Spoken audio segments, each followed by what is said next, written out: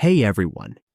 In today's tutorial, we are going to show how to enable the microphone on Google Meet. If the microphone isn't working and we have trouble being heard during meetings, we can follow these quick steps to fix it. Let's get started. On the Google Meet call dashboard, we can enable the mic by clicking the mic button here, as shown. If it's muted, it will look like this and turn red. To enable it, just click the mic button, or choose from the available mic options. We can also go to Settings to configure the audio and choose the correct microphone. We can fix it by changing the mic. Once these options are set, the microphone should now be working. And that's it.